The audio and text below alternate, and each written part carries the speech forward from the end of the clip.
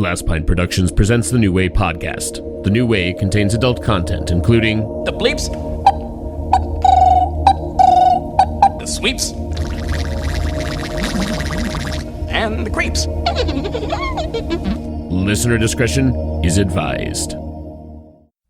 You're on 10 here, all the way up, all the way up, all the way up. You're on 10 on your guitar. Where can you go from there? Where? I don't know. Nowhere, exactly. What we do is if we need that extra push over the cliff, you know what we do? Put it up to 11. 11, exactly. One louder. Why don't you just make 10 louder and make 10 be the top number and make that a little louder? These go to 11. Everybody wants to be naked and famous. Everybody wants to be just like me. I'm naked. Will you help teach me about this? What is it? A new way? Hi there. How's it going? How you doing? How's everyone doing out there? What's up there? I figure normally we come here real hot, come in, like a shot out of a can. But why don't we, just do a little, hey, good to see you again. I request that next time the first voice not be you or me or Nick, but just Paul Lind. I thought you were gonna just say, I love everyone. I love Halloween. It's my favorite holiday. Which, at this point when this podcast airs, it will no longer be the great month of October, I believe. But this is likely correct. We are but currently we are time traveling, and there's 1 week until Halloween, and there's a full moon tonight. Yes, due to the magic of how podcasts are recorded in the past and then presented to you in the future, you are hearing from voices in the past. Ben and I may have become famous by the time that you're listening to this here podcast.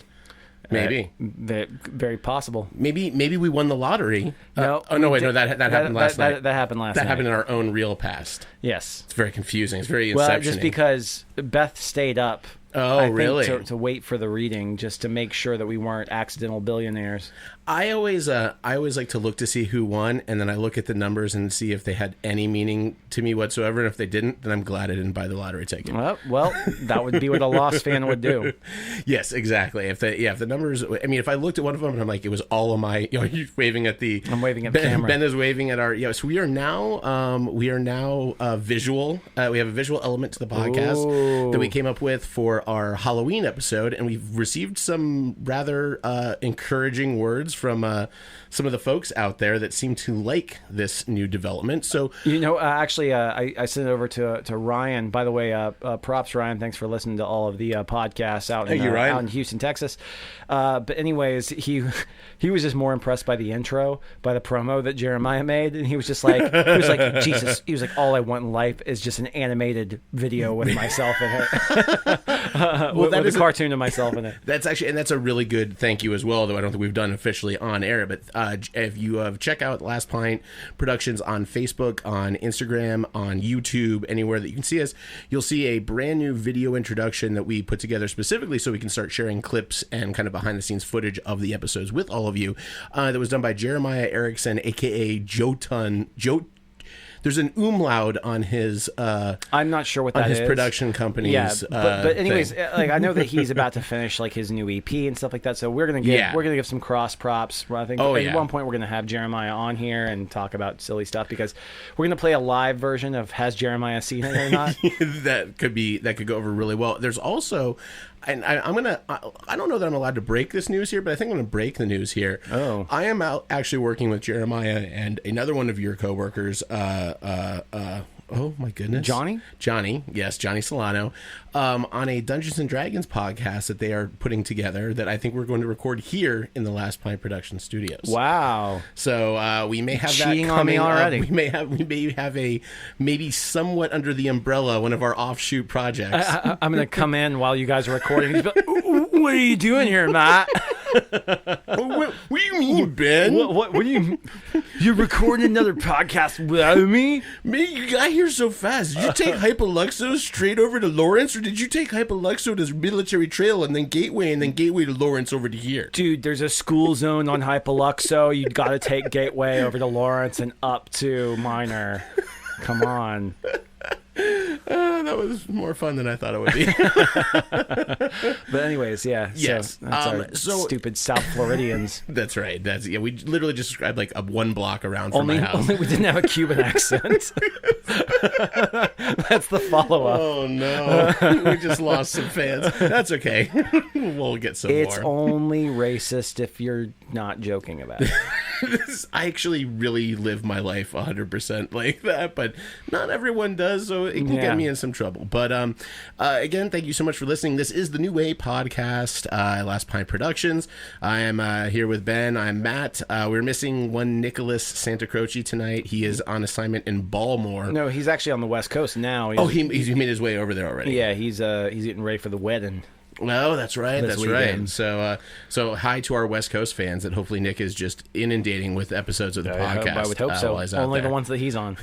As usual, I want to get to a couple of things before we get to the topic tonight. One is that I need to make an apology, an on-air apology that I never thought in a million years I would make. And it's very funny because I witnessed this right after Ben and I had our episode on movie hype and trailers. Yeah. I watched it right after we recorded that podcast when I was at Halloween Horror Nights, or I take it back. When I was in the hotel after spraining my ankle at Halloween Horror Nights and I couldn't go to the parks for 2 days, I was watching a lot of YouTube, and they released a 5-minute, it's like an extended trailer for the upcoming Aquaman movie. I saw that. And I have to admit, I found it much more enjoyable than anything else I've seen about that movie, to the point at which I was like, it actively made me I think interested. It was a strategic move on their point, on their part, excuse me, because I think that the best way you could quantify the public reaction to that trailer was enthusiastic but divisive. Mm-hmm. And I think that the people who were really shitting on it were for good reason. I mean, obviously it was just kind of a mess and all over the place, and it looked like Finding Nemo. Yes. Shark Tale. Yeah, exactly. Not good enough to be Finding Nemo. But from a tonal standpoint, I think it was smart for James Wan to show what they were doing with the movie. And so here's the thing, too.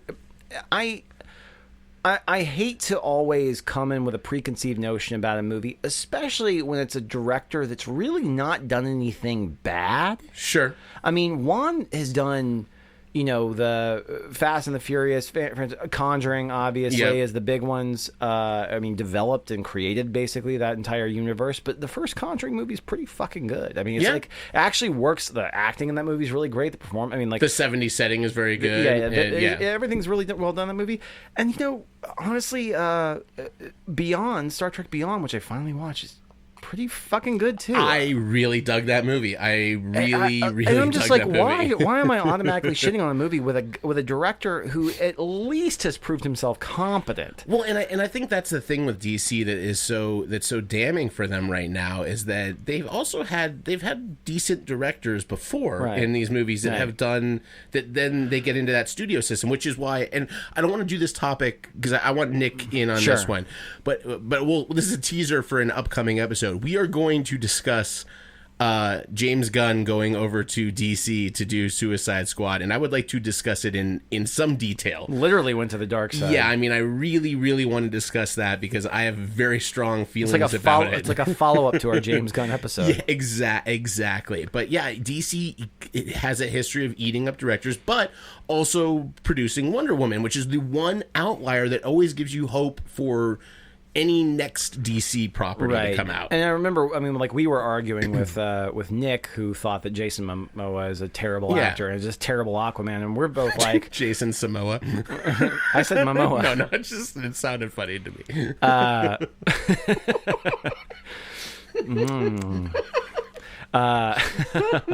Even more delicious. I almost spit that one out my nose. But anyways, I think he's fine in that role. I actually kind of like him as kind of the dude bro, braggadocious, kind of goofy from that standpoint. And so I should have no preconceived notion of that movie going in, I should watch it fresh. It's going to be hard to because it's a DC property. It carries a lot of weight. I mean, the only other movies that he's been in have been, subjectively, but kind of shit, from a sort of good popular media standpoint. So, we'll see how that pans out. Yeah, I'm super curious. And the other, what's an interesting thing about James Wan, actually? Yeah, I think James Wan's first studio film was Tokyo Drift. Was Fast and Furious 3, and he came back to the franchise after he had created a name for himself. Am I correct there? I think you're correct, because a friend of mine worked on Tokyo Drift, and she had nothing but really nice things to say. She goes, the movie didn't quite... He was really young. Yeah. She goes, he was super nice. He was a really nice person to work for, and she always had fond memories of that movie, and she hates it. Like, everyone always kind of shits on it. Beth loves that movie. My wife loves that movie. I'm not a big Fast and Furious guy, but I don't dislike them. It's not my. I watched the fifth one and parts of the sixth one, I think, and they're fun. I mean, they're goofy, fun, whatever it is. But yeah, I don't hold any. I have no preconceived notions because of him for the movie in any way, one way or another, really. Right, and like I said, I mean, he's cross genres. So I mean, like doing Beyond and doing the obviously all the horror movies and stuff like that. I mean, he.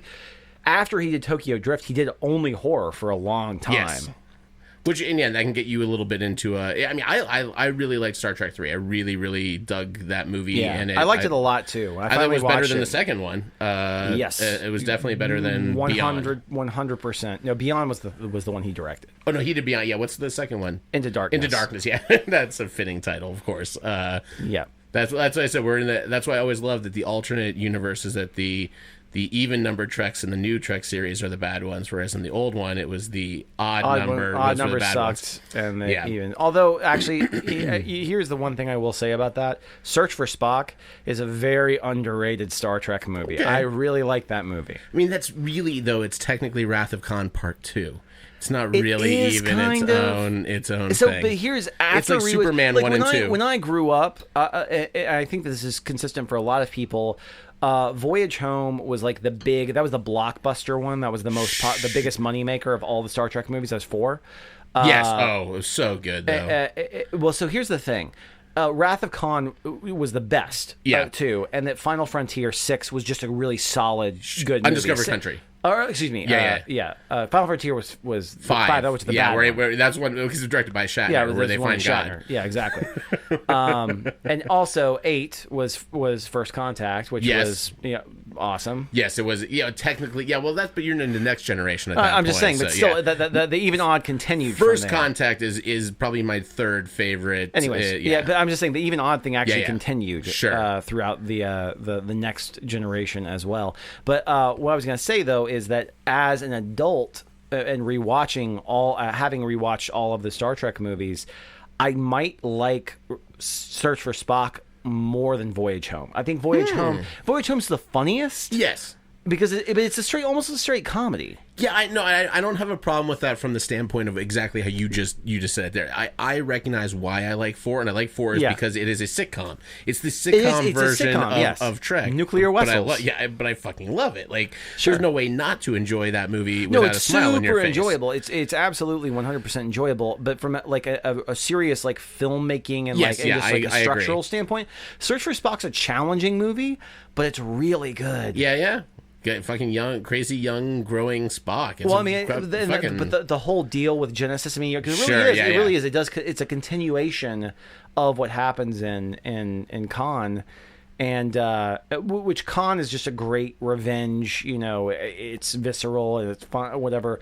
And Search for Spock's it's a thinking man Star Trek movie, which is, I think, what Roddenberry really wanted. I agree. Now, do you think there's any way the next King Kong movie will be called The Wrath of Kong? Do you think that there's any way that can happen in a universe near us? Well, there's some sort of like YouTube mashup that we can totally make there. I'm pretty sure. Kong! Oh, this is good stuff. So I had a couple other things, but I want to move into just when we did this on our last episode as well, and not quite successfully, but one of the things we want to start doing for our listeners out there is that we are obviously movie geeks and TV geeks, and we want to kind of also provide some little movie Commentary. reviews from some movies that we've seen recently.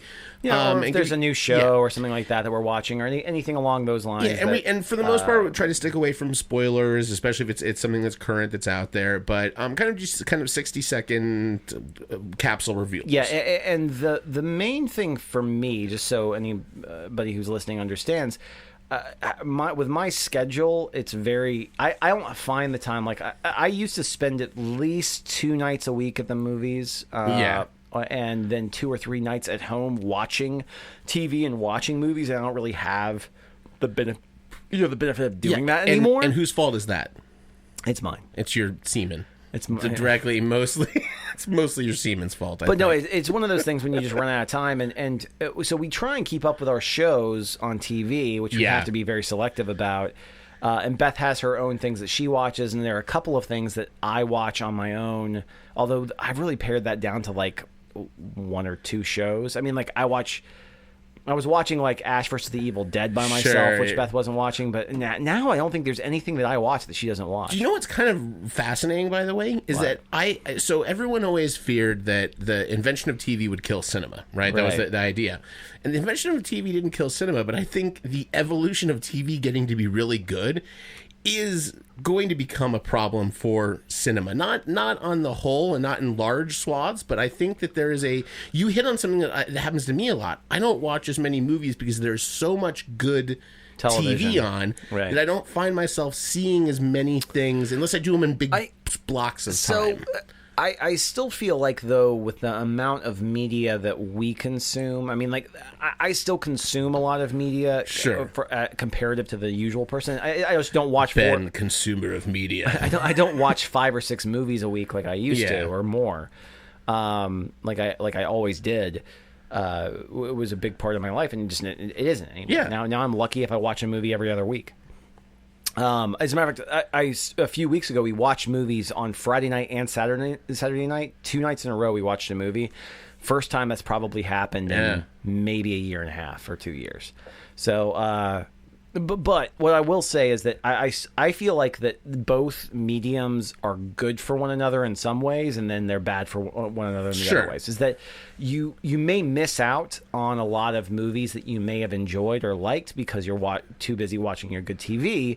But I also feel like with the move to television being better, it also opens up the avenue for things that long form and cinema can do from a cinematic standpoint, and what you can do visually and what you can do from an exhibition standpoint. I think that I agree. There are things on that end that I think could also benefit essentially from from the influx of just really great television. Yeah, I agree. Like right now we're watching Manifest, which isn't good. I heard bad things. It's not any other season. 3 years ago, 4 years ago, I was watching every Lost knockoff, hoping it was the one where there was Event or Revolution or whatever the fuck it was. There's promise, but it's not my speed. Yeah, just because it's so. It's trying so hard to be that type of thing. And it doesn't come about organically anymore. Like I feel like it is people trying to say like, oh, how can we throw in this twist and this twist and this twist and this twist, and just it's twist after twist, and every episode has to have a fucking twist. Which is actually my problem with like shows like This Is Us. This Is Us is a slog for me to get through. I watch it because my wife watches it, but every episode has to have some sort of stinger or twist or some sort of thing, and I'm just like, all this you just call this show Suffering. That's what this show should be called, because ultimately it just makes people cry, and that's what they watch it for. They watch it for that release. It's torture porn. It is the female equivalent of torture porn. Yeah, but I know so many guys that love that show. Really? Yeah. What are these watching it on their own volition and not because they got into it because of a partner? Almost all of them watch it with their partners, which I will say. But they like the show and they would talk about the show because they're going through the torture porn with their partner. It is a shared experience. No man is watching that alone. But the problem is that some of it. First off, the acting in that show is great. Okay. So at least they got that going for them. So about half of the emotional moments are earned, and the other half are just so fucking cheap. Just so cheap. And so it's really difficult to watch it, because there's some moments in that show that feel really great and really genuine, and then there are others that's just like, this is just manufactured bullshit. They're just trying to make people cry. That should have been the name of the show. This is manufactured bullshit. Yes, Dan Fogelman, who went off on the critics because they like shit on his movie that came out. Dan Fogelman was in charge of several shows I loved, and they all failed and got canceled until he did the shittiest one of all, This Is Us. And this makes it. He did The Neighbors, which was a silly show about aliens living in suburbia that I really enjoyed. I remember that one. He did the musical one with what the hell was it called? It had Weird Al in an episode. It was a medieval times musical. I forget the name. It was fucking great. Not great, by the way. These were not good shows, but they were super tailored to Matt Shank entertainment. So I'm real. And he did Crazy Stupid Love, which is a movie I actually kind of dig. He's someone I like. Crazy Stupid Love is like This Is Us light. Because Crazy Stupid Love is at least funny. Yes. Which the first season of This Is Us managed to be pretty funny, actually. Okay. And he managed to balance things. Now in their third season, they've just gone full on schmaltz. Yeah, because that's what people. That's what the people want. That's the attractive quality, I guess, about the show, and that people, I want to drink a bottle of wine and cry watching This Is Us. Yeah. Listen. So there is I guarantee there's a better study that can be done of this other than my just pulling this out of my ass. But in times where the world is going really, really bad for people in their home lives, they really like to latch into something that's going even worse, to the point in which it makes them feel better about their own lives. It's always been my theory about reality TV in general, of why anyone watches reality TV, is to feel better about their own problems and their own insecurities and their own issues, because reality TV is just a bunch of assholes that you can feel. It's the Randall Graves. There's nothing more exhilarating than pointing out the shortcomings of others. No, there you go. But I think This Is Us I think This Is Us will continue to do well until the country starts getting better, and then it's not going to be entertaining. Did for you people hear to about watch. the whole thing? I mean, like Dan Fogelman wrote and directed that movie that came out that had like Jason Isaac in it. Yeah, Whatever. it had a great cast, but it did terribly and tanked, and everybody hated it. And he was just like, well, the critics are just, they're tribalistic and blah, blah, blah. And like went off on the, it was just like, and plus, we're not really listening to a women perspective or minority perspective. And they're just like, by the way, the majority of the women on here hated your movie. Yeah. So it's, these are your This Is Us audience, and they still hate your fucking movie. So Yeah, just because you got a hit show does not mean that you're like a fucking god now. No, and you really have to pick those battles very carefully as far as how you're gonna. It pissed me off so much reading the comment. I was just like, oh my god, this guy got a huge hit, and now is in this fucking stratosphere. Yeah, that's because he made obnoxious. a feature link. He made a feature link. This Is Us is what he did. And people didn't want to go spend money in the theater to see that. They'll watch it for free on their NBC at home or ABC, whatever the hell. Yeah, exactly. And also something that allows them. It's a 42-minute watch with a break of an hour in between, instead of watching 2 hours of complete slog. This is slog. This is slog. I like these alternate titles we can come up for this show. That should be good. Anyways. Well, wow, that's a first for us. We just spent about 5 minutes on This Is Us, which is fantastic. Let's bring in those new fans out there that I like. I guarantee you, probably everybody who we're talking to right now watches This Is Us. I kind of have a feeling that is. That's going to be the front line of my description for the episode. Is that this is the one where we finally talk about This about This Is Us. But instead of talking about This Is Us, let's talk about some movie. Well, so I saw the new Halloween movie last week with Nick and Kevin, who you listened to on our last episode. And I have to say I thoroughly enjoyed it. Directed by David Gordon Green, written by Danny McBride, produced by David Gordon Green, Dan McBride. Really, just they were the ones that decided they wanted to dive into this. Danny McBride has a career because of David Gordon Green. Yes, discovered him. Well, and it's also just amazing. Like they were terrified to do this. That was part of their reason for wanting to do it, is that they were scared to do something that was so outside of their normal kind of comfort zone as far as some of the things that they've done. Yeah, even though David Gordon Green is interesting because he's done very introspective like indie films. that are very kind of I would say it's pre-mumblecore, where it's very dialogue driven and stuff like that. And then he's done these just completely balls out ridiculous comedies. Yes. But he is kind of like he's got different speeds. Yes. Yeah. So as long as you have different speeds, I think you can adapt to different. Yeah, and they both talked about that. But they were like, we still have never really dived in. Not only like gone into horror, but also slasher horror, but also iconic slasher horror. Like it was kind of this triple thing. The audience I was with totally dug the movie, especially the high school kids that were behind us that talked incessantly through the movie, which we thought was a little obnoxious. But I thought Nick was going to actually like go Michael Myers on one of them. But what was amazing, though, I gotta say this: it was one of the weirdest movie going experience I've had. So there's obviously high schoolers behind us. They're talking. There was a lot of nervous talking and nervous laughter in the movie, which is a good sign that the movie's working. Like there were things where people were literally, you could tell they were doing this because they were legitimately unnerved. But it was specifically a girl and a guy that were the most vocal behind us. And the girl knew her Halloween. Like, she knew, she's like, oh, that's a shot from the first one. Oh, that mirrors the thing they did in the first one. Oh, that was one they did in this one. Oh, that like she's telling this guy next to her that obviously is just there probably to get laid or to like be close to this girl during a horror movie. And he's like, what?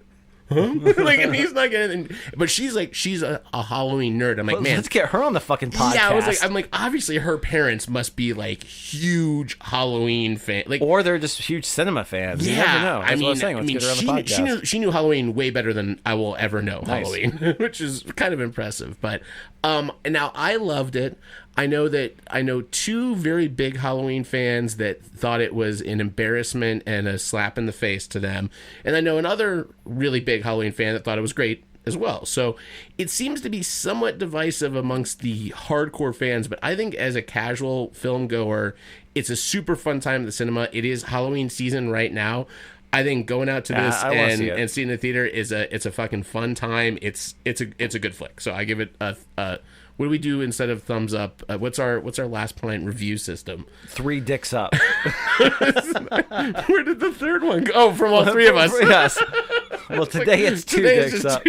But I haven't seen only one dick up. So now it's 1 dick and one at half mast. There's one dick ready to go. It's ready to get one up. Undecided dick. How about we give if it's a great movie? Has nobody actually said that before? I don't know. Well, there's the 2 snaps up and 2 snaps down from the Men on Film in that. But yeah, how about if it's a great movie, it gets a Civil Society, and if it's a shitty movie, it gets a Ice House. Steel Reserve, whatever, whichever it is. I give it a Civil Society. Ben, what about you for any capsule review? The only short one I'll say is the movie that. Well, I know we both watched Tag. That's correct. Which is actually and Nick watched it too. Which is actually a very fun movie. Yeah, I was very surprised by how much I was kind of a surprising ending, I would say, on it too. A little bit. Yeah, it was a little more heartfelt than I expected. Yeah, it didn't go over the top with. I mean, it was a little schmaltzy, which sure. But an earned schmaltz, I guess you could say, especially when they cut to all the documentary footage, like the actual real footage at the end of the actual people playing tag. But no, that was kind of a fun diversion, I would say. That's a movie that everybody can enjoy, if they watch it. I think it's the premise is basically these guys have been playing a game of tag since they were kids. They have 1 month or 1 week or something out of every year. It's May of every year that they reinstigate the game of tag even as adults, and it to much hilarity. Now the most interesting thing to me about tag, and Nick was very upset that I said this once he finally watched the movie, but I felt the dynamic between the characters played by Jake Johnson and John Hamm is so Nick and Paul that I couldn't get over it. And I was watching it with my brother in Orlando in the hotel room. It's pretty close. And my brother is like, dude, and he was the one that first said it. And I'm like, it is so close to Nick and Paul that I almost couldn't handle it. Yeah. Well, plus Paul kind of looks like John Hamm now. This is true. But it is. You still look like fake Gyllenhaal. That's right. No, he's aged into a nice ham. Now he looks like wrong ham. But yeah, so if you guys ever want to know what it's like to hang out with contributors to the podcast, Paul Mamolino and of course Nick Sancroci, watch Tag, and it's real close. Only they're actually not friends. Don't you? But no, there was a pretty funny dynamic, and I think I actually even mentioned that to Beth when we were watching it or something. But I don't think I explicitly mentioned about Nick so much as I was just like, well, the John Hamm is the Paul character. Yeah, definitely. But but I think actually I think we're ready to dive into our main topics. One of the movies I was going to review actually has a place in our discussion tonight. I was going to talk about American Animals, but we can talk about that later. Let's do that. We'll do that one in the next one. It's not going anywhere for now. I think we should talk about that at the Oscars podcast because it's going to come up.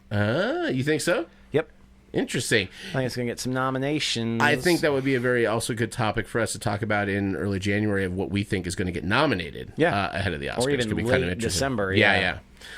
So our topic, well, Ben, you chose the topic this week, so why don't you tell us what it's Sure. Well, one of the things that I have a preface. Before I get into it, I'll talk about the actual topic, which is sound. Now, we've talked about scores. We've talked about music in film, the songs used in film. But what I'm referring to is diegetic sound, or in some cases non-diegetic sound. The sound. What does diegetic sound mean, Ben? That means when you see something occur on the screen, you hear a sound. And like if you saw a record scratch, gotcha. Then that would be diegetic sound. Okay. Now, if you heard a stinger like that is non-diegetic sound. There we go. Which means it is a sound effect that has no real rhyme or reason for being there except to heighten the tension. Yes. So I am talking about mostly diegetic sound and the use or mix thereof within the context of film and how it's evolved over the course of film. Because it's a really important topic to me, and here's the reason why. When I first started getting an interest in film, I was started to absorb a lot of them and started watching all these older movies and classics and things along those lines.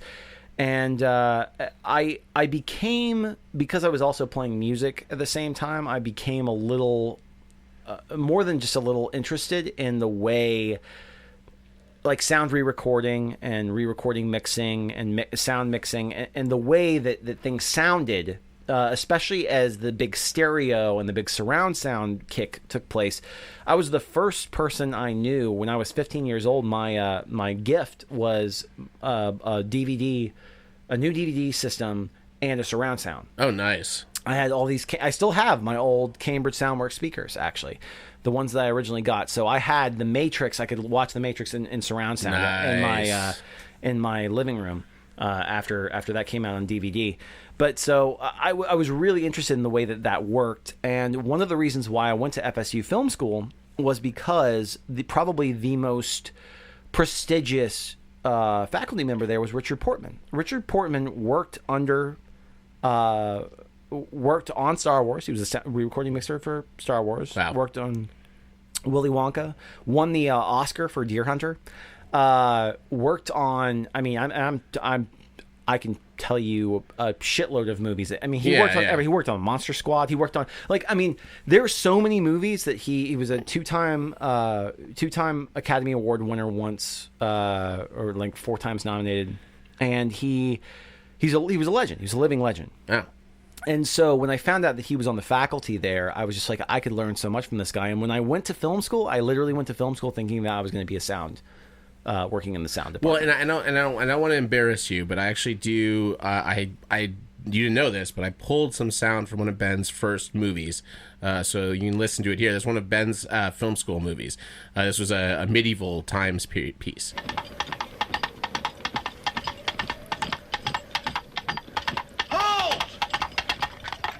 Now, and a lot of you out there might think that was an actual horse, but that was Ben with coconuts. Really making good use of that. Very clever. I didn't know how I was going to work that one in, but that was a good place to put it. Okay, great. But anyways, so Richard Portman was, and so I don't know what I expected out of this guy because I knew nothing about him personally. I just knew that he had worked on all these movies. And so I finally met him, and he was not at all what I expected. It was completely off-putting in a good way. Oh. And so but the thing was, is over being at film school over the course of a few years, I gravitated more towards the actual cinematography side of things. Okay. And to visual. And away from audio a little bit, and maybe that was because I was also playing in a band at the time, and I was like, "That's my audio thing, is like the band thing, and like the visual thing is film school." Interesting. So maybe had I not been playing music constantly through that process, I may have latched on more to Richard. But Richard and I felt like we had a really interesting relationship, because he was one of those interesting guys where I would ask him a story about Star Wars, and he would start talking about like some random ass movie like 9 to 5, or like Choose Me from like 1984, or The Wraith. Oh, really? Which I believe he was the re-recording. The only reason why is because I just looked up his IMDb. Wow. Yeah. This is so those of you out there that listened to us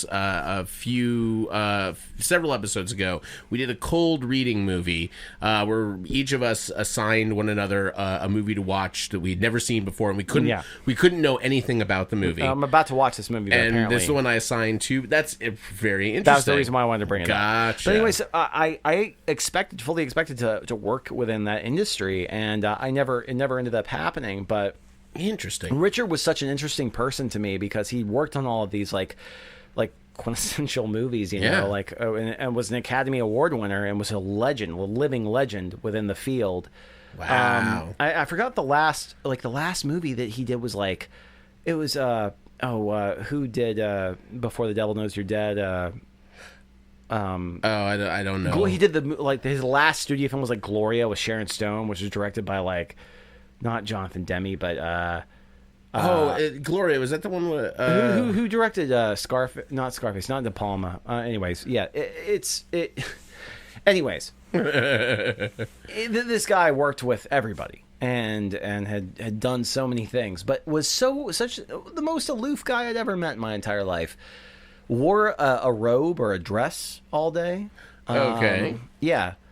I remember, and he kind of, would talk like this. He'd be like, so Ben, I found out the way you kind of go through life is what I do is, I wake up in the morning and I drink my tea or whatever, and I eat a big salad at lunch, and then I just drink as much beer as I can for the rest of the day. Wow. This guy was a character. This guy was 78. That's wow. But yeah, that's your hero. This is Ben's origin story right here. It makes a ton of sense. Oh, no, and the guy was just. It's like, I'm listening. But no, he actually told me these stories like about like the class, or not the class, but the warfare that would go on between studios like back in the 70s, and how it was just like there was like really dirty shit that happened back then. Yeah. And like apparently one time, so they would be working on a movie, and then at lunch they would go up to the roof and they would eat up there and then smoke a J. All right. And so they came back down, and like all of the work they had done in the morning, all of the reels had been completely removed and were just gone from the building. Like somebody came in and stole everything. Wow. And just left with it. And they were like, oh, it was like the guys at MGM. That is insane. Isn't that weird? I see. Those are the things that like make me really wish I had gone to film school. I want to hear, like, I'm a complete whore for like inside Hollywood stories, like anything I could get my hands on, and that would probably be the bulk of what I would ever do if I met a celebrity and I was like, let's say I'm at a bar. We talked about this, I think we even did on a podcast, people that you'd want to go get a drink with. But if I was at a bar for like an entire night with an actor, I don't know that I would necessarily ask them about their movies or what it was like doing this movie or whatever. I would want to just know, like, tell me your best Hollywood stories that you can't tell on air. Like, what are the things that you couldn't say on Kimmel? And I want to know that shit. Right. Well, anyways, that sorry for the long preface, but the whole reason is I was very excited about sound, and Richard was one of those guys that definitely he at that point of his career, he was coasting, and his teaching style was very relaxed. He was not one of those guys that was like super intense or whatever. It was totally this, Well, so and it would show, like I say, he would show with his I still remember watching the 1984 movie Choose Me over watching one of his other like classic films. It was like, well, the reason why I'm showing you this is because we recorded all of this with 1/416 in the middle of the two of them, and we didn't have to have any re-recording at all. He's like, that's the way you want your sound to be. You don't want to have to re-record anything. I was just like, okay, great. He has some interesting movies on here. He did like, Wolf. He did L.A. Story. He's got some good stuff on here. Yeah. I like it. Yeah. Anyways, so that was my introduction into the world of sound. But I will say the reason why, and it's on my list, and I'm sure it's on your list too, and there's probably a clip for it. The reason why the movie that changed my complete perception of sound in film, at least as in my formative years, was Saving Private Ryan. Yeah, and that probably. I mean, well, let's take a step back. I want to work our way up to that. So, and kind of one of the things you're talking about here in general is one thing we need to talk about is Foley Artists. For anyone out there that doesn't understand how a lot of things happen or how things are done in film, and it was done, to me, to very comedic and schlocky effect through a lot of the 70s, 80s until I think it got better. No, it was done for comedic, or it was done schlocky in the 40s and 50s. I don't mean on purpose. I mean, if I watch a 70s movie or I watch a lot of 80s movies, I can actively see the Foley artist working while I'm watching. Hold on one second, though. Yeah. Let me ask you something. Yes. Have you ever seen the movie Das Boot? Mm-hmm. Do you know how much that's movie on is, my list? Do you know how much of that movie is Foley? I don't. The entire movie. Okay. Everything is additionally replaced dialogue. Everything's ADR. Everything that you see the actors say was additionally replaced. In post-production, every sound effect was recreated. Every single thing. That was effectively a silent film that had every sound recreated, and it's one of the greatest sound designs of all time in any movie ever. I don't discount that there are plenty of winners from those time periods. I just say that anytime I see someone walking down a hallway or on a linoleum floor it's like, in the 70s or 80s, I can literally see the poor asshole that's got the shoes on his hands. But then you think about like movies like The Conversation. Yes, and there are winners in there. There are definite winners in there. I just think that I think the mixing has gotten better in our time. Sure. Well, especially with action and things along those lines. I mean, just in general, like if I see someone walking, even in a fucking low budget movie, it doesn't sound like this fake thing. But so those of you out there, just so you guys that know, Foley artist is someone that recreates sound effects that were not picked up live on mic. And like I said, so if you're ever watching Walker Texas Ranger and Chuck Norris punches a guy, there is literally a guy that gets paid to sit in a studio and kick a watermelon to make that sound. Yes, exactly. Yeah. Those are specific Indiana Jones punches, which are my favorite of all of the punch oeuvre. But I think Indiana Jones punches are the best. I mean, listen to that. Doesn't sound humanly possible. I could make a beat out of that. Wait, just. I wanna fuck you like an animal. Oh no. We're getting sued by so many people this episode. Oh no. I'm especially proud of that. It was really well done, man. Well, good work there. I mean, so Foley artists, they go and they recreate.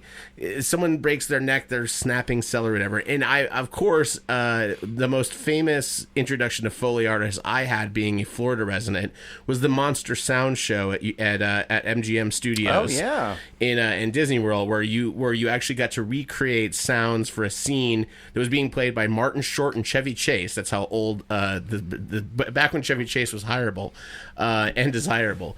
So Foley work is, I've always been fascinated by Foley work, and I think it's very interesting and fun.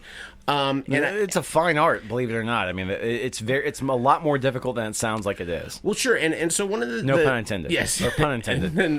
So one of the observations I wanted to talk about is that I think that as far as flashy sound goes, sci-fi and horror tend to have a disproportionately large amount of it. And I think, in my opinion, the reason for that is that sci-fi and horror. Yeah, well, I mean, action is oftentimes just a lot of like it's punches and it's explosion stuff. Where I think that sci-fi and horror are interesting in that they're creating sound effects that don't exist necessarily in the natural so realm. You're talking about the Ben Burt creation side of things. Yes. So I mean, so sci-fi, you're making a sound of a spaceship. Well, what does a spaceship sound like? We don't have spaceship. We have a shuttle, but we don't have these things. For those who don't know, Ben Burt was kind of he kind of revolutionized the sound industry with Star Wars.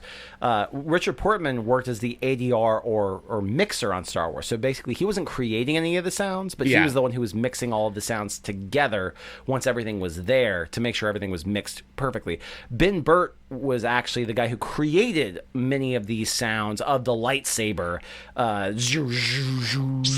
Yeah, exactly. Those are the types of things. So Richard would effectively be making sure that these levels for those types of fights would be correct. But Ben Burt was the creative force behind the R2-D2. I mean, all of these things. Well, and I think there's a reason why. I mean, there's a reason why Star Wars sounds are iconic. There are a couple of reasons why. Obviously, it's a hugely popular movie, and they're really well created sounds. But there are also these things that we don't, like, what does a Wookiee sound like? Like, that is a thing that doesn't exist in it. Yes, it's sampling things from the real world and stuff, but it's not. These are iconic sounds, kind of from my child and your child, most of our childhoods, that really made an impact as far as you're not thinking about them as sound effects, and I think that's what makes them so interesting. I think the reason why, and this brings it back to the reason why you don't consider them sound effects, is because it's diegetic sound. You're seeing something occur on screen. Now, there are movies with great sound design that have non-diegetic but non-musical sound. Lynch is big into that. That's on my list. Ken Russell was big into that, which I have one to talk about really quickly. But so we can get into that into some extent too. Yeah. But really, I think that if you had to take it back to sort of the genesis of sound, and you start thinking about your original from your jazz singer on, which was the original movie with sound, there has been a pretty I think things that have evolved in ways where, I mean, Foley became an art in the 40s, in the 30s and 40s. And where it was like, okay, well, we have to re-record all of this stuff. And they realized, we can actually make things louder or softer for effect. And then we got into the Hitchcock years, where Hitchcock used that and kind of took that to the next level. Even though he was working in those years, it was in the 50s and early 60s that he kind of hit his stride with the Vertigo and North by Northwest. Rear Window, where Hitchcock really used sound design as well. But the one thing I will say about Hitchcock is Hitchcock used his score very stylistically as well. So, and sometimes it was almost a detriment to the sound design. But were still great quiet moments in Hitchcock films. It's a real fine line. Yeah. And there are a lot of movies I was looking at to kind of to talk about, and Lynch is a great example of it. There are two movies in particular I was thinking of from is it score or is it sound design or is it both? One was just anything by Lynch tends to... It blurs the lines. Yeah, because especially with Eraserhead. Like, yes. I know that, so originally I was just like, I'm not going to mention Lynch because I knew you were going to talk about Twin Peaks. And... Blue Velvet, the opening of Blue Velvet is some after crazy I wrote my shit. list, because I was like, I'm not going to do anything. After I wrote my list, I went back, and the only thing I watched was Cinefix's top 10 moments or movies with sound or usages of sound in movies. And by the way, for those that are into this podcast and like this really geeky stuff, Cinefix is a really great YouTube channel. And because here's the thing, they could be completely obnoxious because they're total snobs and total geeks just like us. But I find all of their videos completely accessible, and usually I agree with them. And they of course, I have a soft spot for them because they talk about pre-code film and they talk about like all that, and they're always referencing like Fritz Lang and all of these other things. But anyways, you bring actually a 30-second sell for our podcast right here, right? So what you guys, a lot of you out there may not know just from listening to the podcast is that I'm learning a shit ton from Nick and Ben every episode that we record.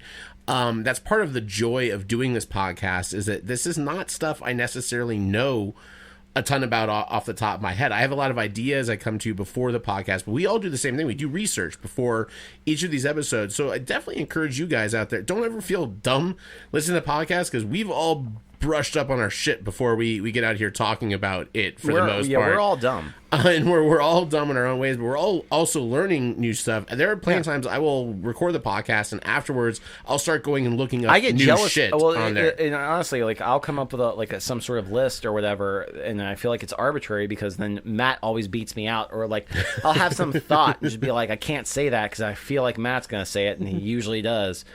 But No, it's yeah, definitely. I mean, whatever you want to use this podcast for, if you just want to, like, it's fun to listen to or whatever. But if you actually are interested in learning about cinema, there are a lot of really good resources. Take any of the topics that we do any week and take your top 10 Google results and dig into it. So Cinefix did a really great video, and of course they mentioned.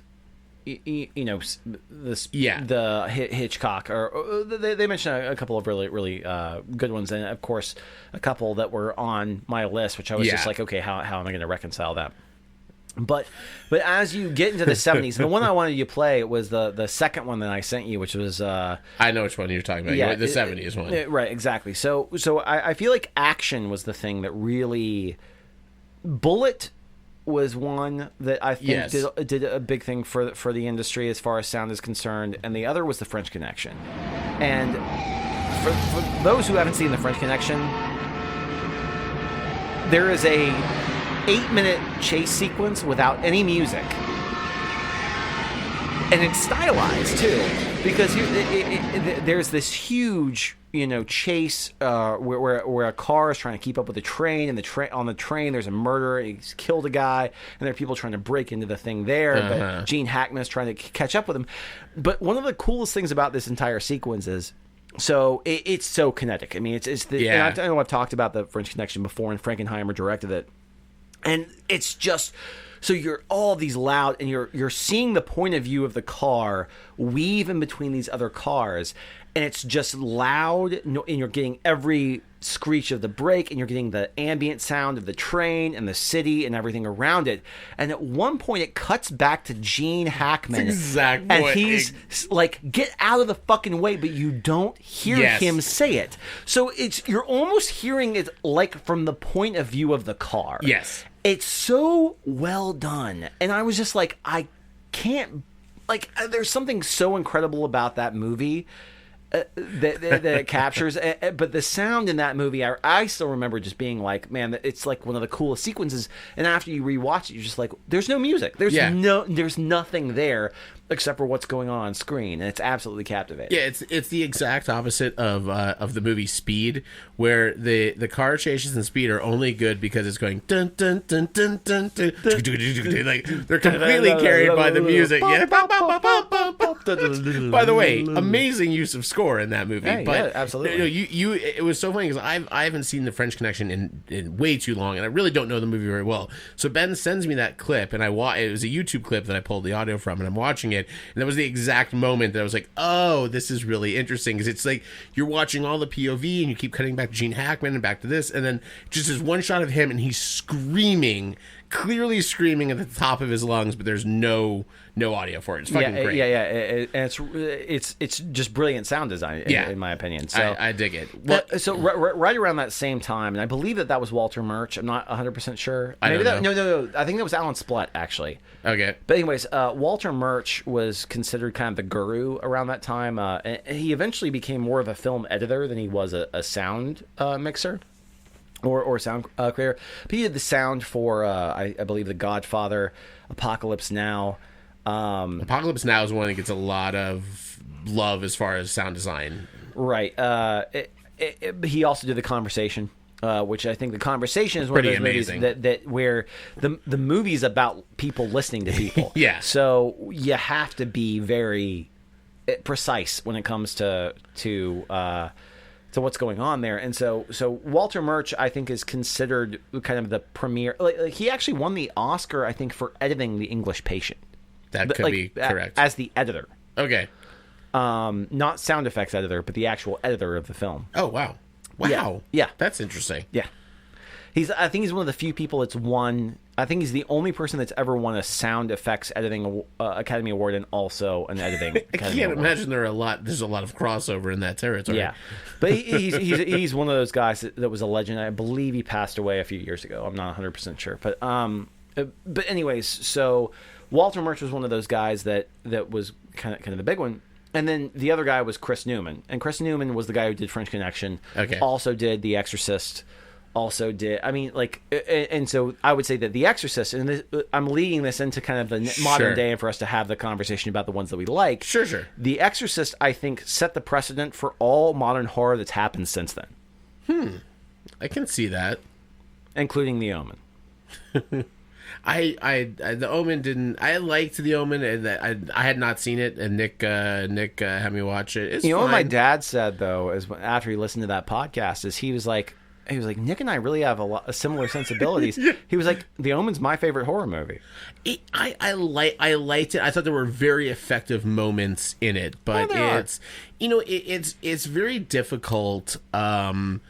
To go back to a lot of classic cinema in being inundated with how things are filmed and shot and paced and done today. Sure. It's a very tricky thing. There were a lot of things that were just in the nature of cinema at that time, including sound, including where I'm talking about with a lot of that Foley work and stuff that just...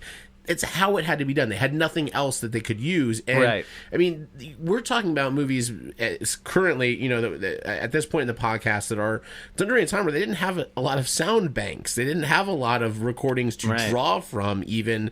Everything was done. I mean, in the most classic, the most classic reused sound effect of all time, of course, is the Wilhelm, which of course we had to have on here, which I was waiting when we would use it, if it would be to comedic effect. But yeah, the Wilhelm scream. Well, Richard Portman was well aware of it. For those of you that don't know, the Wilhelm scream is used in countless movies. It's one of the oldest cataloged, recorded, and in fact there are 3. I looked this up today. There are 3 Wilhelm screams that were recorded where they're actually saying Wilhelm, that much more clearly than, which is not saying Wilhelm. There's one where they're actually screaming Wilhelm, but this one is used in every movie, almost every movie that has a big sound. If it's action or horror, it's being used. It's somewhere in there. You guys have heard the sound effect 100 times, whether you realize. And I very much urge you to go on YouTube and look up Wilhelm compilation and blow your mind if you don't know what it is. I still am pissed off. There was a band that came out in like 2005, 2006 called A Wilhelm Scream. They were a hardcore band, and I was just like, that is the best band name. A Wilhelm Scream. I like that. So as we get, we talked about Star Wars, and I mean, there are a lot of 80s movies really that I think kicked off for a lot of burgeoning film buffs like us that are kind of in this age range, that kicked off with iconic sounds. And it's kind of interesting because it's the same as movie scores, which we've talked about several times in the podcast, that there are not a lot of iconic film scores nowadays, whereas I agree that there are also not a lot of iconic sounds. So I'm going to play a game with Ben right here. He was not prepared for. All right. Which I think should be pretty easy for you, but let's see here. So Ben, name this sound. That would be a proton pack from Ghostbusters. That would be, well, that's the particle streams. I didn't play the easier sound, which was... Okay, well, that's technically a proton pack turning on. Yes, so it's a particle stream, which you do not cross. This is exactly correct. Let's try some trickier ones, Ben. How about... Play that again? I'm going to play a suite of them for you. Oh, wait. Oh, wait. Is this from Tron? No. Okay, I'm going to play the slightly easier one.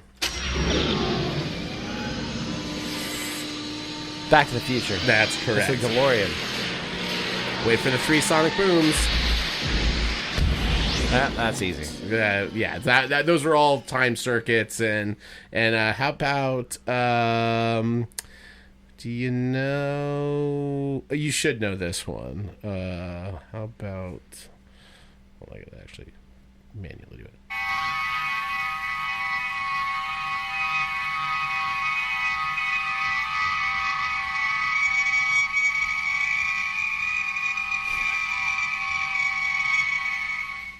thought you'd get that one a little quicker, actually. What is that? We've discussed the movie. We've already discussed the franchise that it comes from on this. It's the Star Trek beaming sound effect. Yeah. That's what that is. Okay, that makes sense. Now, now, if you get this, I'm going to be really impressed. This is only Ben Wilson, I think, in a podcast talking to Matt Shank could get this one, but let's see.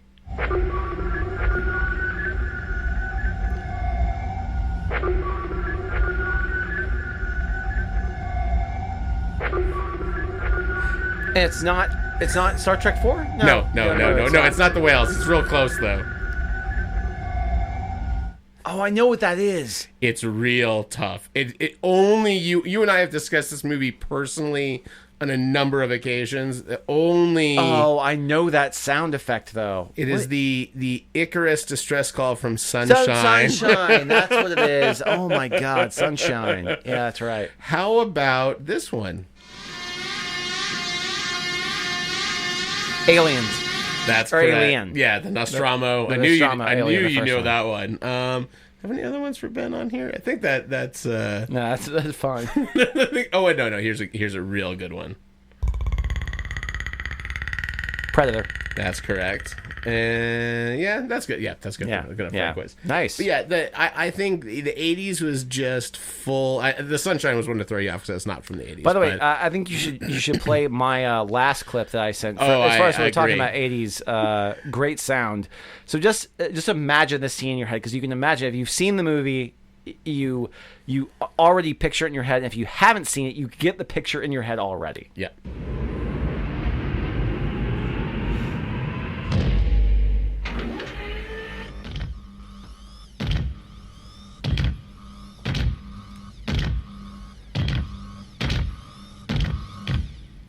From her, you bitch.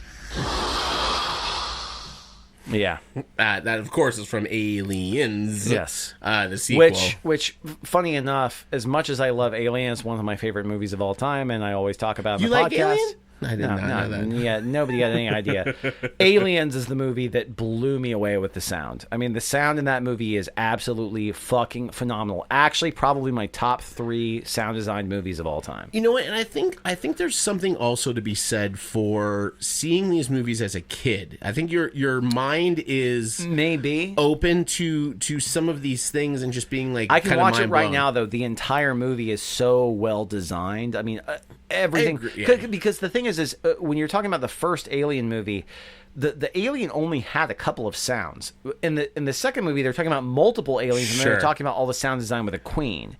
So even just from the alien standpoint, you've got a lot more to work with. Yeah. And even from the facehugger standpoint, you've got a lot more to work with, because there's a lot more of them running around, like the them running around on the ground, which you don't really get in the first Alien movie. Well, and I think, and we're working our way, by the way, up to kind of what Ben was talking about before with Saving Private Ryan, which really was same for me, like a defining thing. But we're kind of on just iconic sound effects, I think is sort of in the range we're at right now. And we can kind of get back into kind of the really dissecting movies. But I think from a sound design standpoint, a movie that was huge for me in the 90s contained sounds like this. There you go. So we're obviously doing Jurassic Park there. Yeah. What I was going to say is that the thing that I liked about Jurassic Park when I saw it, because when I was a kid, I loved kaiju movies, like mostly Godzilla. I was a huge Godzilla fan. And a reason why I like Godzilla so much, I realized later, is because of the iconic sound in that. Godzilla's roar, there's nothing that sounds like it. It's so, and so you get, like, if you're a fan of those types of movies, you love that when that occurs. You know, when that first occurs in the movie, you're just like, yeah, it's Godzilla, he's here, you know, whether to save the day or fuck shit up or whatever's going on. Yeah. Depending on his mood. Depends on what the context of the movie is. I'm here to make things awesome or fuck shit up. He is here to fuck up Mega Godzilla. But no, I always loved, like, Kong and the original King Kong and stuff like that, and all the sound that came with that, and then those other things.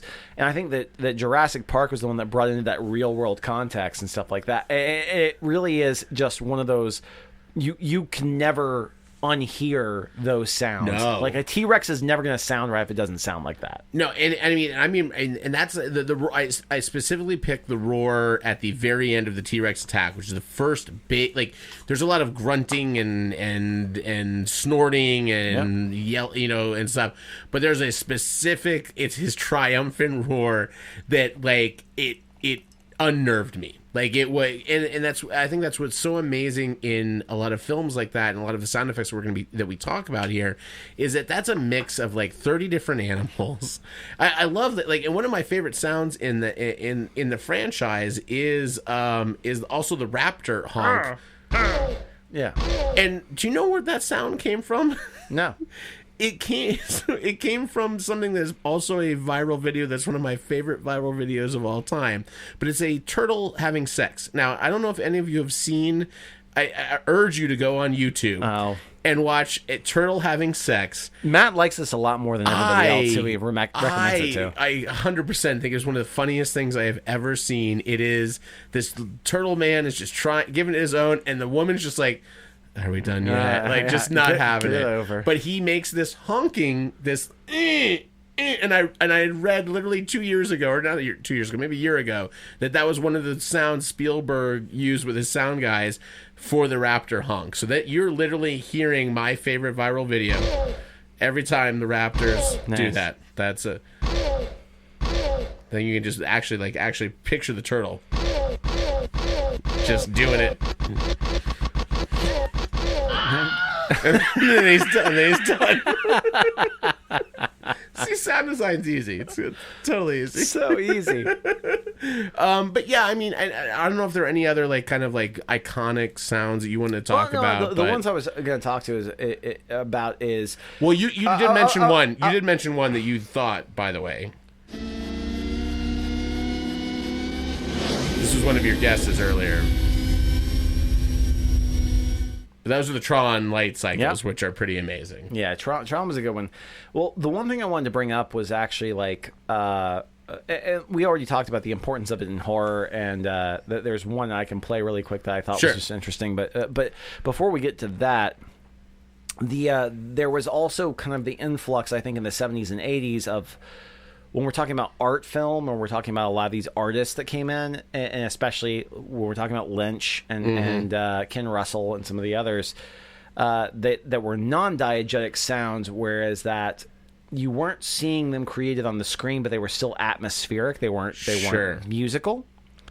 And those usually lended themselves well in their movies like Jacob's Ladder or Altered States, or where it's just like this movie is happening within the context of the film, but you as a viewer have no idea where the sound is coming from or what's generating it.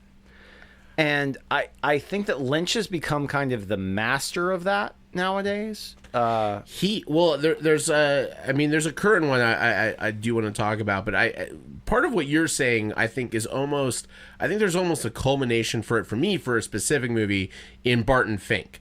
Well, Barton Fink was kind of the Coen's Eraserhead. Yes. Yeah, but they do some very kind of fascinating things in where there is a lot of diegetic and like overt diegetic, but then non-diegetic alongside it, which is very confusing. Barton Fink is commonly referred to as one of the strangest.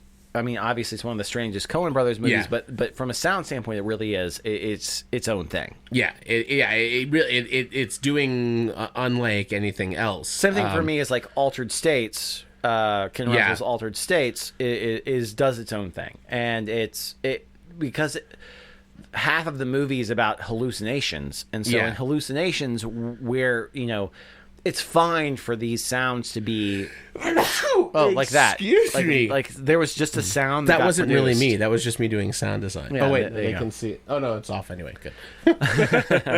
But no, with when it's organic to the story, for those sounds to be coming out of nowhere, it's why not use that? So as far as something very, very current that I have found to have a really kind of remarkable sound design in it is something that I didn't really realize until after I'd watched it and then started to kind of read some of the talkbacks on it. Very polarizing, which is Cary Fukunawa's Maniac. right, on Netflix. And Maniac is just for any of you out there that are into just real, very high concept kind of stuff. I loved every second of it. I've read a lot of people that very much felt the exact opposite of that, so I don't know whether I can recommend it to you or not. But the sound design on it is fascinating. And one of the things I really like about the sound design, it's one of the few shows I've watched with subtitles where the subtitles are giving you audio that's barely happening on screen. Like if you're watching this without the subtitles on, you're not picking up on half of the things. And I have to wonder if Fukunaga actually purposely built whether he was in charge of the captioning on it, because it almost feels like you're watching a commentary on it. Like there's so many things that are just not at all happening on screen that are showing up in subtitle form, which I thought was something I'd never encountered before, and I wouldn't have known just other than I was trying to pick up on something I couldn't hear in one episode and I just let it carry through.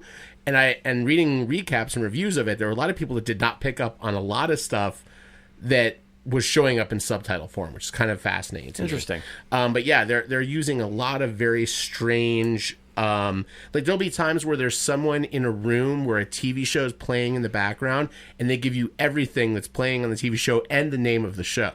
It's like, oh, they're watching an old episode of a Flash Gordon episode, and they're playing this stuff on there. It is fascinating sound design. And I felt it was really, really appropriate for tonight's or just podcast. closed captioning design, which is the next episode. No, yeah. I mean, honestly, that's kind of an interesting. I don't think I've ever seen anything like that where I felt that the captioning was almost increasing the enjoyability of the episode. But yeah, that's a current one that I felt is similar to that. Yeah. Very very Lynchian at times. Well, I heard that it was kind of like a cross between David Lynch, Michel Gondry, and somebody else. I forgot who it was. So, what's really funny, I'm a big fan of saying this crossed with this, as are you. I ran out of things after the second episode because I'm like, I have too many of them. There's too many, which is, I think, also why a lot of people had problems with it, is they felt that he was just throwing too much spaghetti at the wall to see if it stuck. But I was on board for it. So that's me, Maniac. Yeah, Civil Society, one dick up. Only one dick up so far. Two at half mast. I'm gonna get a couple more going. Don't you worry about it. All right. But no, I think that nowadays we're in a culture where we're used to loud bangs and loud things jumping out at us, and that's why I love subtlety in sound design nowadays. And one of the reasons why I picked the one I sent you, which is the first one. I don't know this movie, by the way. If you play it, all right, I'm gonna play just your clip. Speaking of, just hold on.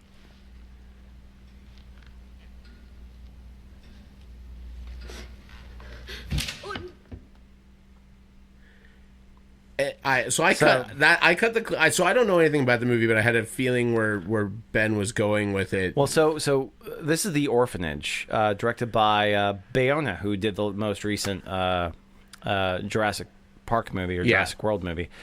The Orphanage is a horror film that. Well, here's the thing. It's a drama movie that's disguised as a horror film.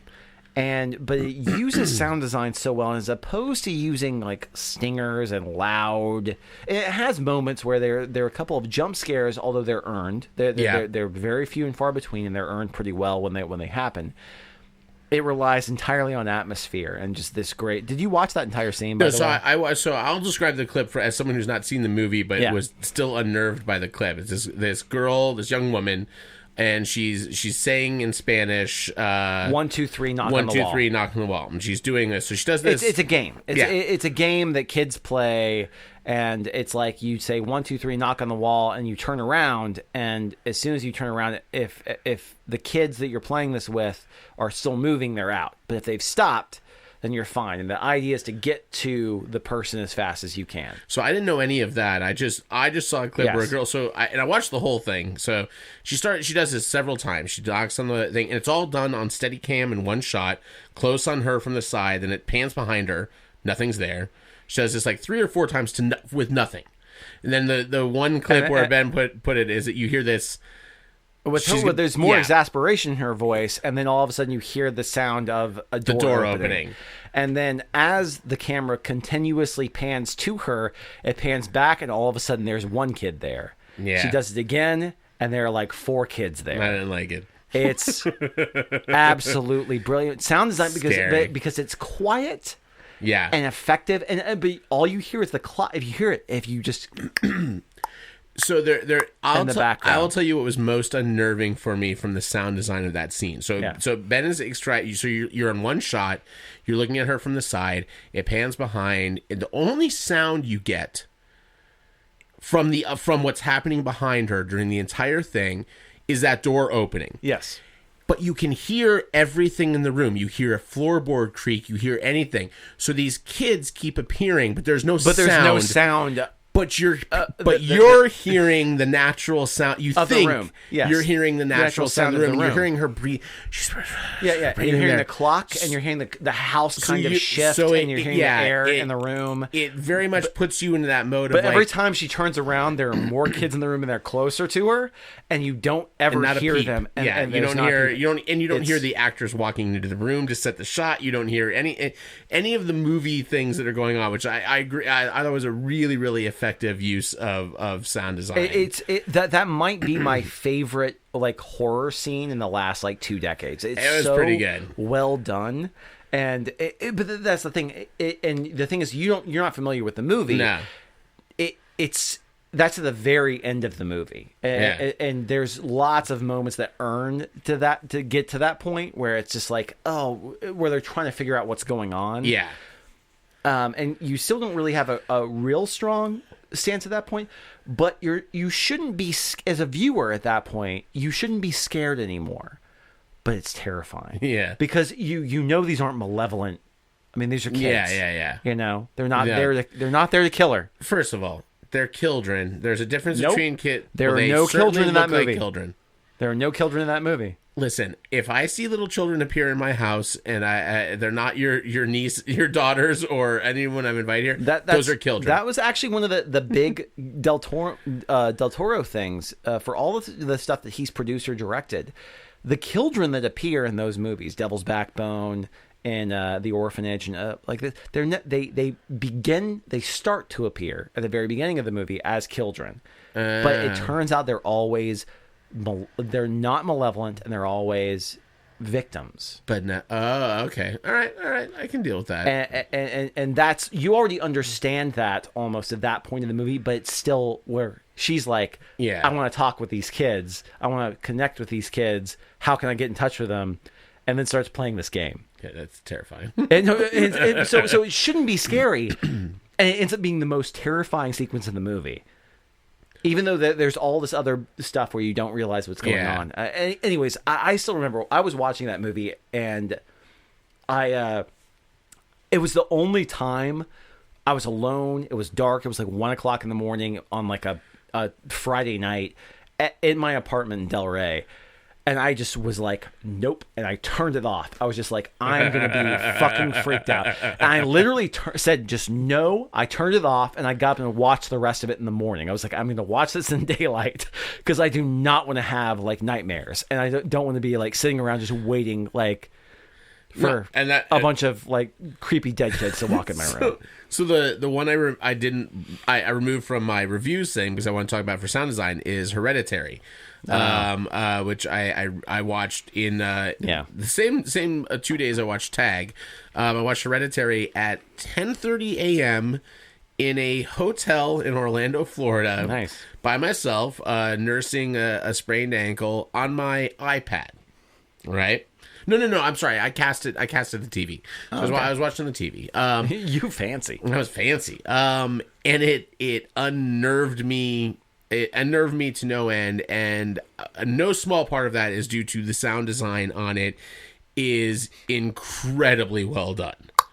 Yeah, have you watched it? I haven't seen it. Oh, okay, yeah, that's fucking creepy. That sound effect and the use of it in that movie is awful. Like awful and amazing at the same time. Nice. But if you guys are looking for anything like super creepy to watch during Halloween that's gonna really upset you, Hereditary is your movie. It's very much in the vein of The Witch. But I say it's The Witch meets The Babadook. Two movies I love. And like right down the center, and it is terrifying. It makes me uncomfortable even like thinking about parts of the movie.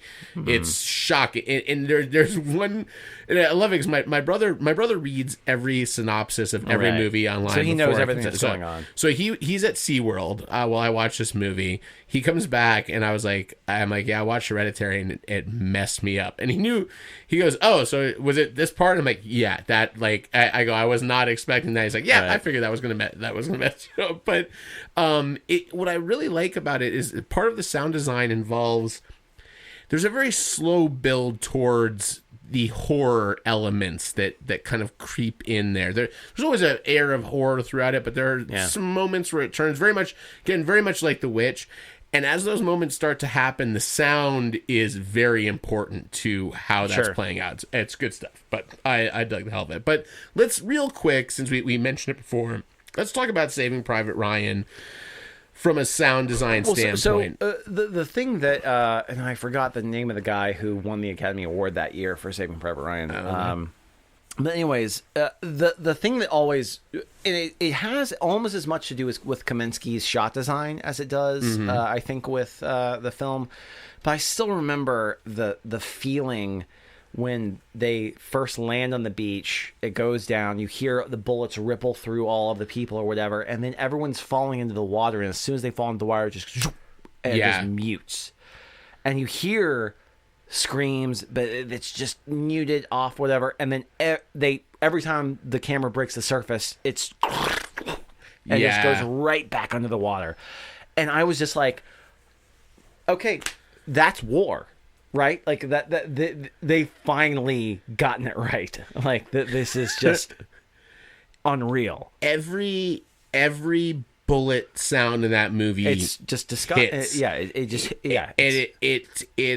sounds like something searing through flesh. Yeah, and I like, and if you watch any of the making of it, part of that is because they shot cow carcasses with actual rifles. I'm sure to get the sound of what it sounds like to have a bullet hit flesh. Right. We tried a bunch of things to replicate it, and then we talked to some vets, and they're like, "No, that's not what it sounds like." And then they shot dead cows, and they're like, "Yep, that's it. That's the sound." It is of all the things we've talked about on this podcast, from horror and whatever it is the most unnerving sound design of any scene. And we've mentioned this. I've mentioned this a few times in the podcast. That movie, right? It messed me up. It really, really affected me to where I would go. I went and saw it 3 times in the theater after the first time, and I couldn't stay through the whole movie. I actually had to leave. I left before Wade. Is Wade the doctor? Who's Giovanni Ribisi's character?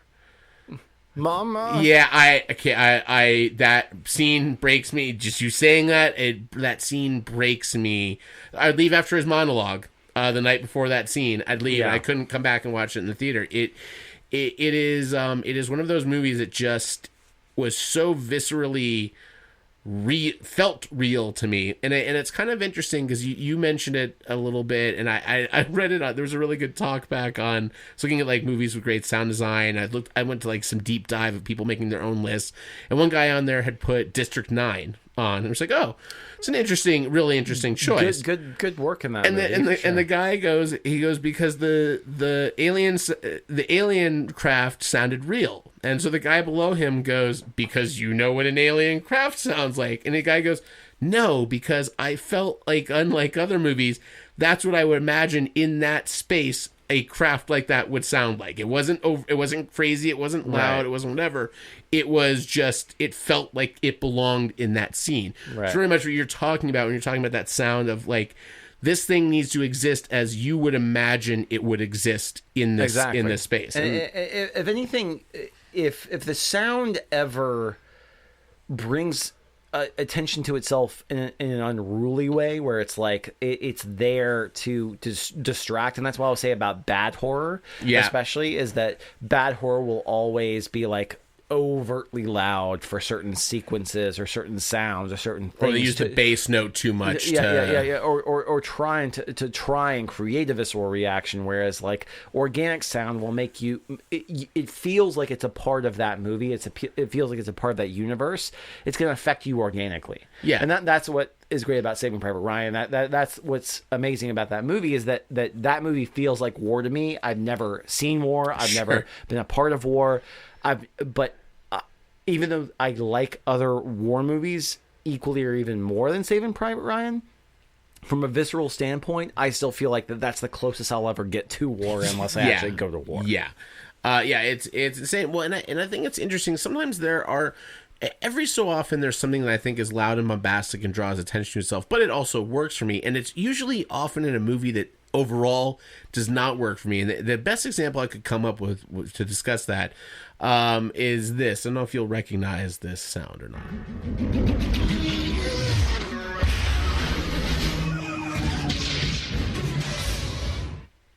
Kind of sound like one of the new Star Wars movies. You're real close. It's the pod race from Phantom Menace. Yeah, okay. Which is an exhaustively long, overly long sequence that the first time you watch it sort of impresses you, and then any subsequent viewing it diminishes. But the sound design of the pod racers, and each of them having their own specific noise, has its own, and it's very much, it's George Lucas doing his Indy 500, his race car fetish, but it works. Like, it's one of those loud, obnoxious things that actually in the end works. Yeah. And I wanted to very quickly, before we kind of start to wrap this up here, talk about sound design that is done on purpose and that is done expertly, you could say, but to poor reaction. And I had one filmmaker I wanted to talk about. I don't have anybody on that. And I had one specific movie. So let's do the movie first. Interstellar. A lot of people love the sound design of that movie. So Interstellar, I actually like the movie. It's overwrought. Yeah, I think the sound design is obnoxious, to say the least. But I also understand that everything that is done with the sound and that is done on purpose, very systemically by Nolan in that movie, and purposefully. But it doesn't work. I can't hear the dialogue. I can't hear so many things. And I realized it drew my attention to another filmmaker that's always lauded because they have been so actually instrumental in how dialogue is recorded and how it's done, but it is done very purposely, but it drives me fucking crazy. And that's Robert Altman.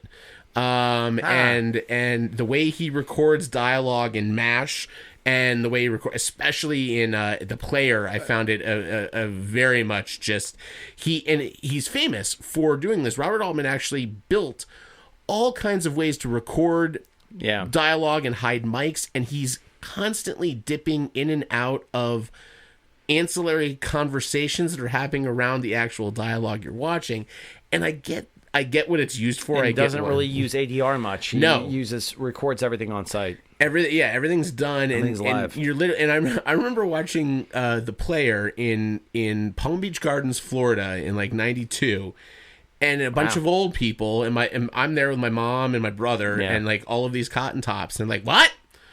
He said, what? Who? What? And none of them could understand anything that was going on in the movie. I don't think they're big Altman fans anyway. No, probably not so. But I remember also loving that movie. It'll probably be my favorite Altman movie just because it was the first one I'd ever seen, and I didn't really know why I liked it so much. But it's a testament to, those filmmakers are a testament to how important sound design is. Sure. And also how it's not necessarily for everyone. Sometimes it's same as anything in a film. A filmmaker can make a choice to go a certain way that may not be what you were expecting or want. Absolutely. But the good ones are always doing it with a reason and on purpose. whether you like it or not. Typically, yes. Typically, yes. Even in the best films, sometimes there are strange sound choices, but I agree. So that was our sound podcast. That was our sound podcast. We did a good job. That's easily the longest we've done on a two person. I think ever. But that was a lot of sound. I learned a lot, so I'm happy with it. I hope the rest of you learned something from this. We will be back probably in a couple of weeks with our cold reading podcast and some other things. I mentioned this last time. We are long overdue for another musical podcast. Oh, so I think Ben and I are going to discuss a little bit of that tonight. How about for my birthday? Ooh, do you want to do that for you? Musical? Yeah. How about this, Ben? Because it is your birthday, you get to pick the musicals that Nick and I have to do, and we will have to perform the musicals for you. Okay, well, we'll think about that. I like this idea. Okay, anyway, we'll figure this out. Thank you so much for listening to the New Way podcast. I think I played all the sound effects that I could possibly have played ever tonight. Hey, just end with the. I don't remember where they were at. Oh no! I think it's 4. This is the end of the podcast, and now we're going to send you to the outro music. My name is Ben, and that is Matt, and this was all that happened in this sound podcast. Cheers. Cheers.